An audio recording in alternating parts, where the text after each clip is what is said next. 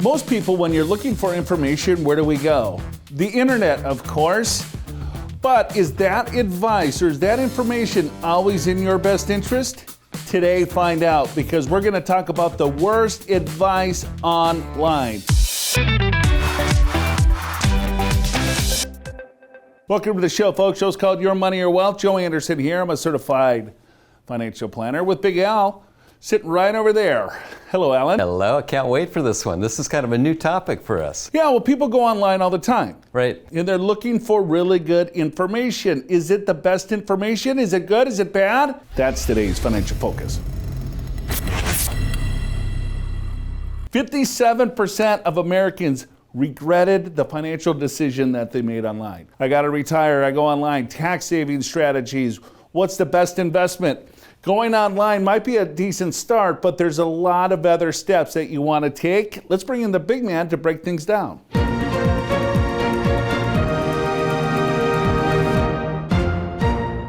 So today we're going to focus on that worst online advice. So let's start at, what are the sources of online advice, good, bad? Let's talk about the Finfluencers, the financial influencers, and how they are affecting how we think about our finances.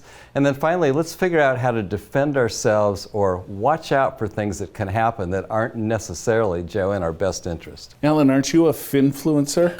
I don't think so. All right, let's walk into it. Online advice. Here's the bad. YOLO. You only live once, right? We got to go on the trips. We got to get that new car. We got to do things now. I'm not saying you don't want to enjoy the journey, but make sure you're managing money for your future self. Make sure you're saving money. Make sure you're putting money into the 401k first and other savings first, paying off debt. Then you can use the extra money for some of those fun things to enjoy the journey. Well, I got to tell you, I think we're all living the YOLO life, because here, 30 to 39, they think they need $1.7 million in the bank to retire. What do they have saved so far? $59,000. How about 40 to 49? They believe they need $1.3 million. They got less than $100,000 saved. 50 through 60, you're getting pretty close now to retirement. They think they need 1.7. They got 116. Even though they're thinking, hey, we need a lot more money, they still don't necessarily have enough saved. So what do we got to do to bridge this gap? Well, don't go YOLO. Yeah, true. And Joe, what's most surprising to me is the 50 to 59. You think at that point you'd have more saved, but that's not what we're seeing in the data. All right, so you're on Instagram and all of a sudden something pops up. It's like, get these hot stock picks now. Get in right now.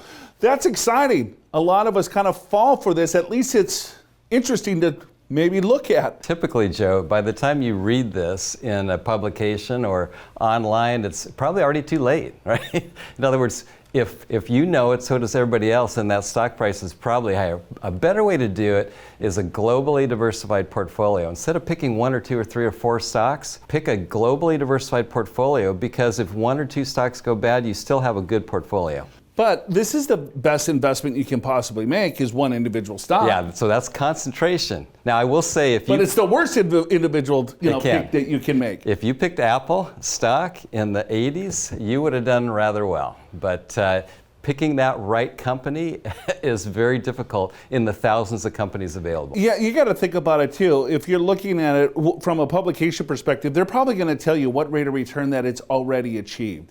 So that's already past news. Look at this stock. It's done 100%, 200%, 1,000%. Buy now. It's like, okay, so if you buy now, do you think it's going to do that again over the next year, 2, 3 years? It might have already made its run. If you look at individual investors, like all of us, we tend to buy in a little bit too late because of the headlines. Buy now. I guess one way to think about this is unsystematic risk and systematic risk. Systematic is the market itself. Stocks tend to go up and down at similar times, and you can't really protect necessarily against that unless how much you have invested in the stock market. But what you can protect more against is unsystematic risk, which is investing in one or two or three stocks. If they go bad, you're taking on a lot of risk. If you have a globally diversified portfolio, you're reducing that risk substantially. So, I mean, I'm taking on a lot of risk. This is the number of securities that I have, but the more risk, the more return. If I want to reduce my risk, that's when I'm purchasing more stocks. So then it's like, well, how many is too many? Well, you can buy the whole market. It's probably going to give you the same risk level if you buy half the market, but it's going to reduce your risk exposure significantly. Here's something that's in the headlines quite a bit, especially on social media. It's like debt equity. And what the heck does debt equity mean? It's like if you have equity in your home, it's like, well, don't let that sitting in your home. Take those dollars out and invest it. That equity is dead. You want to put it alive. For instance, let's say you have a $200,000 home and you fully mortgage that thing out. So I'm taking $200,000 out. So I have a $200,000 home, $200,000 investment. Well, if the market goes up, I double my money. But guess what also happens, Al? It works both ways. If the market goes down, you still have to pay off that debt. And I think this is particularly risky when you're borrowing money on your home and putting it in the stock market. But it's also, Joe, it's equally risky buying rental properties. That can work in a rising market, but going the other way is a big problem. Yeah, so if you're thinking about, hey, we have all this equity in our home, just understand that there is a ton of risk. And by the time you get to retirement, most people want to be debt-free. So invest within your means, understanding the risk that you're taking on. All right, here's another one, Big Al. You don't need an emergency fund, just invest it. Well, yeah, what's the point? Yeah, you can always get your money anytime you want, or maybe you got a home equity loan, you can always draw on that when you want. Well, let me tell you, personal experience. I had a home equity loan with a very small emergency fund in around 2007, 2008. The Great Recession hit, and the banks froze a lot of home equity loans, so I didn't have that liquid cash that I wanted. Just be careful of that. Joe, I think it's better to have 3 to 6 months of emergency cash. Yeah, for sure. All sorts of things can happen. If you don't have that cash available, you're just going to go right back into debt. We've seen studies of people that don't even have enough emergency money to even pay for a flat tire, so make sure that's not you. All right, how about flat tire? How about hop credit? What's that? Well, we're hopping around, always looking for those deals. I got this credit card. Oh, I'm going to get points to this credit card. Then I'm going to go to this credit card. Oh, there's a zero balance. And right, we're hopping all over the place. I think this strategy can work for a very few select people. And it can work for a while, but eventually you got to pay off that debt. You're better off just figuring out a strategy to pay off that debt, because when you look at what the numbers look like, the average credit card debt for people is like $8,600. 24% interest, Joe. It's ridiculous. Right. I mean, you're going to end up over 53 months paying almost the same as the debt itself. All right. Well, here's another one. Sometimes you hear Gen Zs or people in their 20s can wait to save. They're so young, don't even worry about it. Well, Joe, I got to tell you, and as you know, and as a lot of our viewers know, the sooner you start saving, the better. Yeah, really simple example. You start saving at 25 versus you start saving at 35. We got to invest $100 a month, 5% compound rate. You're going to double your money if you start just a little bit earlier. So it's not like you have to save a ton, but now you have such a head start that 162 can double faster than 89 if you continue with that trend. So the earlier you start, of course, the better. And I think when you think about if there's a higher rate of return, like you're invested more in the stock market, maybe you earn 6, 7, 8, 9%, whatever you might earn, it's a much more dramatic difference the earlier you start. All right, if you need help with that, go to yourmoneyyourwealth.com, click on our special offer this week. If you want to do this yourself, get our DIY retirement guide. DIY retirement guide. Go to yourmoneyyourwealth.com. Hey, when we get back, we're going to talk about those Finfluencers.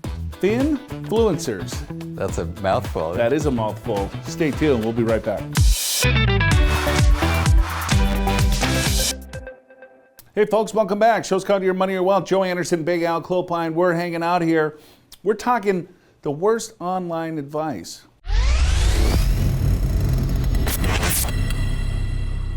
Are you falling for it, or are you getting better advice? Go to yourmoneyyourwealth.com. Check that out. We got our do-it-yourself retirement guide, DIY retirement guide. That's our special offer. Go to the website, download it right there. All right, let's go to the true-false question. 30% of Americans in 2023 got financial advice from social media.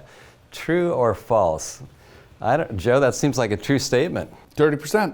I don't think anything's bad with getting advice on social media. I don't think so either. You just have to verify it. Just don't take the first thing you read as gospel. Yeah, I suppose there's a lot of clickbait that goes on, and there's a lot of headlines, and it's like, here, I got to get this or I got to get that. So, yeah, verify.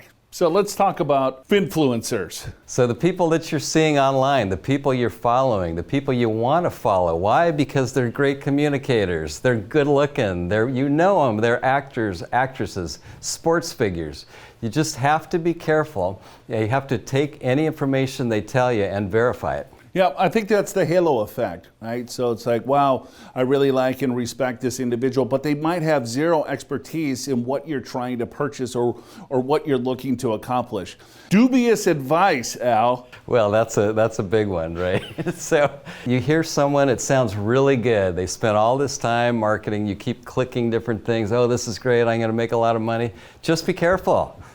What, turning $500 into $50,000? Who wouldn't want to do that? But Joe, if it sounds too good to be true, it very likely will be. Yeah, we had a client that actually sent me an email on some of this stuff. It was a Roth Rescue, it was called. So it was like, convert your Roth IRA with zero taxes. And then you click through it and you go through this video. And this person sounded very credible. It was like, you can convert your Roth with absolutely no taxes. He's like, how do I do this?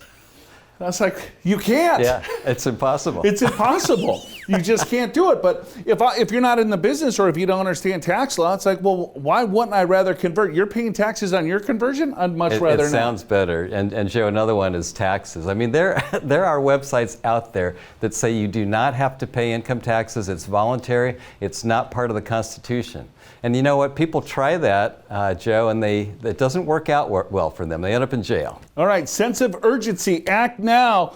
I think some of this there's valid here because we're procrastinators. Sometimes you have to act now, but it's like, well, get on the ground floor. If it was really good, the ground floor is already full. Yeah, and how many times have you heard once in a lifetime? It could be. In your life. It could be, but likely it may not. FOMO, you already missed out before. Don't do it again. Everyone is buying this stock. We have a good friend. She doesn't use FOMO. She uses ammo. We try to say most people say FOMO, afraid of missing out. She likes ammo. How about guaranteed returns? There's very little guarantees in life, folks. Right? Taxes and death, I think someone said. But biggest return in years, right? No risk, huge gains. It's stock market returns with no risk, high yields guaranteed, right? Risk and return are related. The higher the risk, right, the more return that you receive, but also there is no guarantees in a high risk. Well, that's well said, right? You think of something really safe like a government T-bill, federal government T-bill, right? So that's backed by the government, and by the way, government prints money, it's pretty safe. And then you think of something like a small company, a lot more risky. You would expect a higher rate of return to invest in that small company, and that's why there's that relationship between risk and return.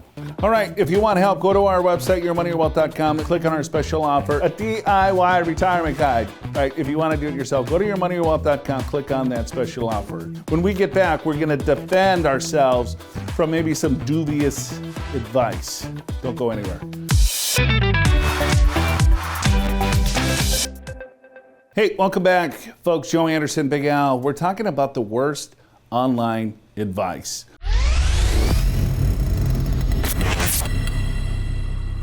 Are you falling for it, or are you getting better advice? Go to yourmoneyyourwealth.com. Check that out. We got our do-it-yourself retirement guide, DIY retirement guide. That's our special offer. Go to the website, download it right there. All right, Big Al, let's go to the true-false question. In 2023, Americans lost over $5 billion in frauds and scams. Wow, that's a big number, Joe. I hope it's not true, but I bet it is. 10 billion. It's double. Oh my, it's even worse than I was hoping. Oh, I mean, it's crazy, the fraud out there. I mean, I get emails from you, the president. You need a wire immediately. Yeah, I need a wire. Hey, by the way, can you give me some gift cards from Best Buy? All right, you got to defend yourself. Here's a couple resources for you. So if you're looking at investment type information, you have the best investment out there. Here's a high yielding investment with zero risk. I think we could start here. Look at the SEC. You can see if they can back up their claims. You can look at firms. You can look up different individuals, if they're registered, if they're not registered. If they're not registered and they're claiming that they can offer you investment product or investment advice, I think you run away. Yeah, I think that investor.gov, that's just a great place to start with information on investing as well as specific on certain investments. Yeah, you can research the product. What are you actually buying? Is it right for you? And what are the fees? What are the costs? What are the commissions? Next, confirm the identity, Al. Well, that is true, and this happens. It happens to a lot of us, and I just mentioned is being in a company. They pretend like they're the CEO or the president or something like that and send an email. I need you to call right away. I need money. It's just be careful. You may be getting emails or even texts from people you think you know, or a celebrity, or even a family member. Just be careful. Verify before you send any money on anything. But it's not that easy to identify if you're kind of moving quickly through that. So if someone's asking you for some unusual things, you probably want to maybe take a step back and slow down. Verify their credentials. So again, if you're working with an advisor or any type of investment professional, you can look at Broker Check, right? Check their background experience, see if they had any complaints. It's another good site. Yeah, I mean, you just look at the stats right now. We're getting exposed to this. Gen Z and millennials the most. They're getting exposed to all kinds of scams, but Gen X, baby boomers as well. Almost 40% of these people actually lost dollars, and that's where that $10 billion came from. Of course, I think that the younger generation, because they're probably on social a little bit more, or maybe on different sites, or maybe that's where the target is. All right, so let's take action. What do we got to do? A, research your investment. Take the time to research it. The pros and cons, look it up. Look up the broker, look up the financial professional or the organization. Keep your emotions in check, right? That FOMO, fear of missing out. Maybe you're a little bit behind on your savings. You're approaching retirement, and man, if I could just get a little bit more boost, if I could get that extra rate of return, myself, my retirement, my family would be taken care of. Trust me, making those emotional decisions have nowhere in the place of your finances. Create a custom strategy. Start with goals in mind. What are you really trying to accomplish? And then lay out that roadmap, the strategies that you need to do to execute. And then, of course, there's scams everywhere, right?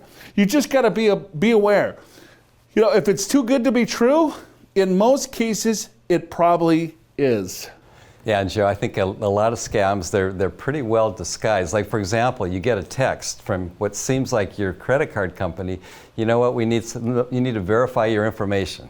Well, don't respond to that text. If you think you might need to do it, go to the website of that bank or credit card and see if you really need to do it. Because in a lot of cases, they're just phishing for information which you don't want to give out because it would be pretty bad later. I went to my online bank account just last week, and I fat-fingered it. Yeah. Right? And then I'm logging in. The login looked like the front page looked almost identical. And then the login credential didn't work, and they were like, hey, we need your social security number, your full social security number. Right. And I almost typed it in. Right. And I was like, wait a minute. They never ask for a full social security number. They might ask for the last 4 digits, or they might ask for this, or if they'll send you a text to put in your code. And I'm there and I was like, well, you know what? Maybe this doesn't feel right. So I closed out, then I redid it, and I was like, wait a minute, that was a totally different site. Yeah. And here's another one. So this had been going around, which is people are calling up, they're acting like they're the IRS, your back taxes. They're about ready to cancel your social security number. It's like, and we've had clients, is this true? No, your social security number does not get canceled. The IRS does not call you. Everything's done usually via letter. I just ordered something for my bed. It's called Sleep 8, giving a little cooling system in your bed. Okay, I like it. I just ordered it, right? And then I get this text from FedEx. It was like, hey, your package can't be delivered. We knocked on the door. We need a signature. And then it gave me a couple of links, and I was like, oh, well, I just ordered this thing. It must be real, right? Yeah, right. And then I clicked on the link, and then, of course, they're asking, all right, what's your social? What's this? What's that? And I'm like, yeah, I'm not. No. But I don't know if they knew that I bought that thing, and it's like, wow, they're good. They're getting really good. Well, they are good, and I think a lot of us buy stuff from Amazon, so it seems like normal, right? Right, yeah. You've been to my house, there's packages every day I get home from work. We have them too. All right, hey, go to yourmoneywealth.com. If you need help with your overall finances, we have a do-it-yourself retirement guide. go to yourmoneyyourwealth.com, click on that DIY retirement guide. For Big Al Clopine, I'm Joe Anderson. We will see you next time, folks.